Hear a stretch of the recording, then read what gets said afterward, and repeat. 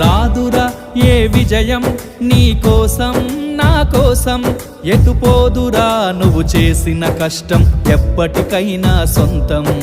కాలంతో పయనించేవాడికి కానిది ఏముంది, సాధనతోనే సాధ్యమవ్వునని సదాశయంతో సాగర ముందుకు. రాదురా ఏ విజయం నీ కోసం నా కోసం, ఎటుపోదురా నువ్వు చేసిన కష్టం ఎప్పటికైనా సొంతం.